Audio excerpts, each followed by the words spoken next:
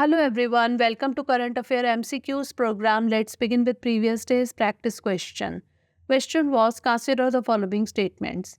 1. India is the biggest bilateral lender to Maldives and approximately 70% of the Maldives sovereign guarantees are owed to Indian lenders. 2. The Maldives has proposed to upgrade the current preferential trade agreement with India to a free trade agreement. 3. Maldives has upgraded the country's relations with China to a strategic comprehensive partnership and agreed to participate in the Global Security Initiative. How many of the statements given above is or are correct? Only one, only two, all three, or none? The correct answer is option B, only two.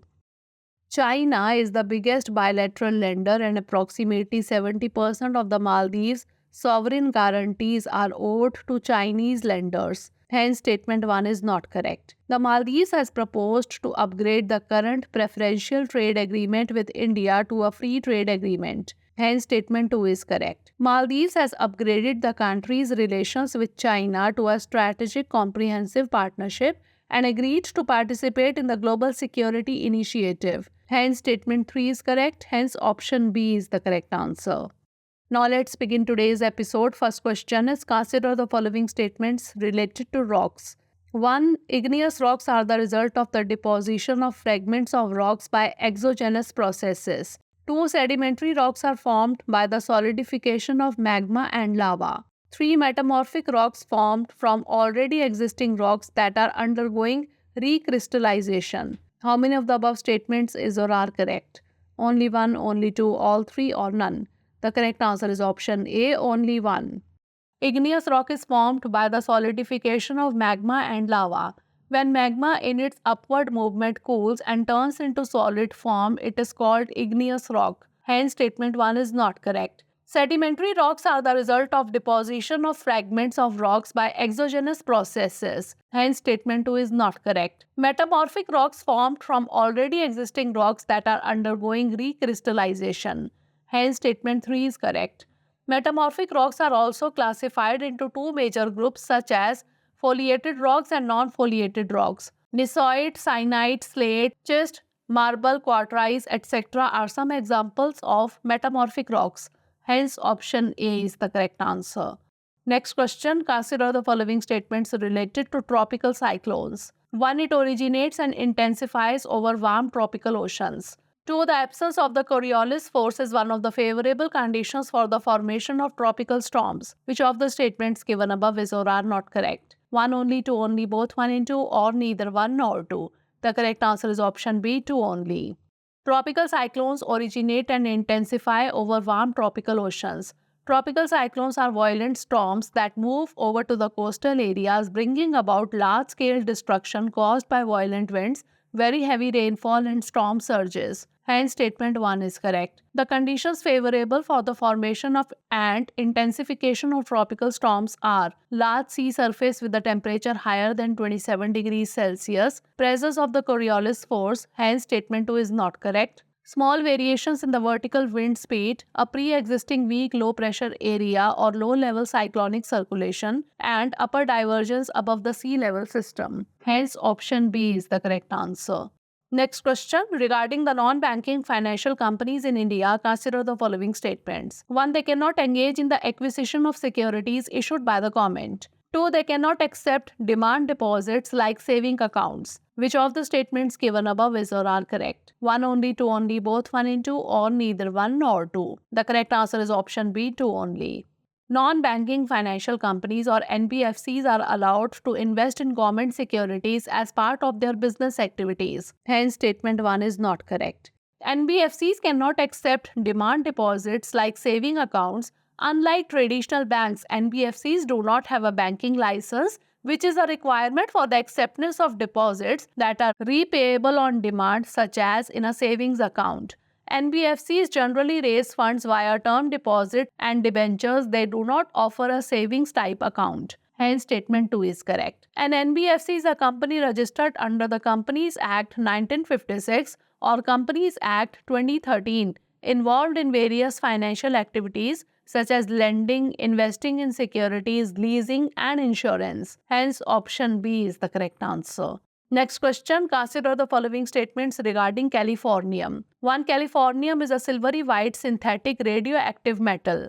2. It is used in portable metal detectors for identifying gold and silver ores. 3. Californium is mainly found naturally in the US. Which of the statements given above is or are correct? 1 and 2 only, 2 and 3 only, 1 and 3 only, or all of the above? The correct answer is option A, 1 and 2 only.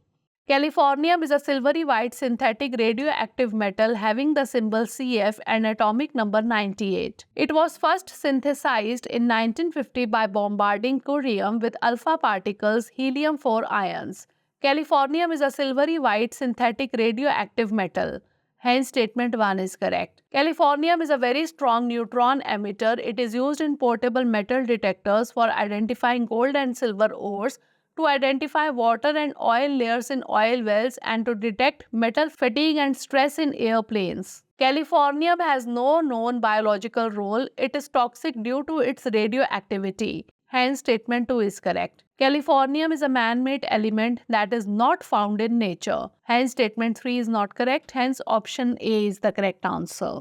Next question, consider the following statements regarding infrastructure investment trust or InvIT. 1. They are like mutual funds which are designed to pool small sums of money from a number of investors to invest in assets. 2. InvITs are regulated by the Banking Regulation Act of 1949. Which of the statements given above is or are correct? 1 only, 2 only, both 1 and 2, or none of the above? The correct answer is option A, 1 only.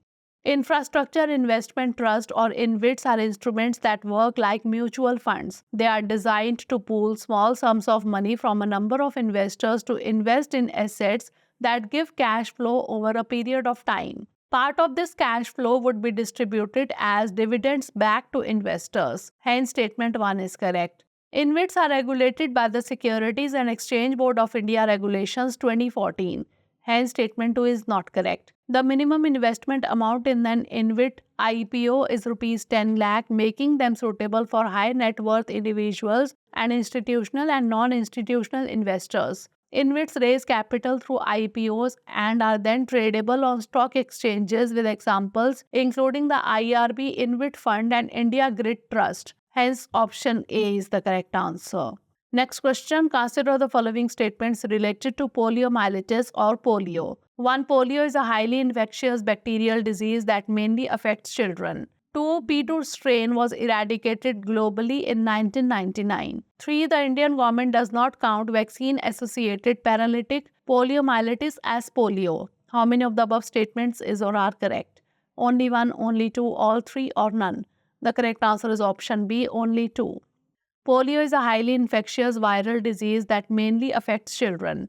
Hence, statement 1 is not correct. According to WHO, the virus is transmitted from person to person mainly through the fecal-oral route. There are 3 types of polio virus strains, P1, P2, P3.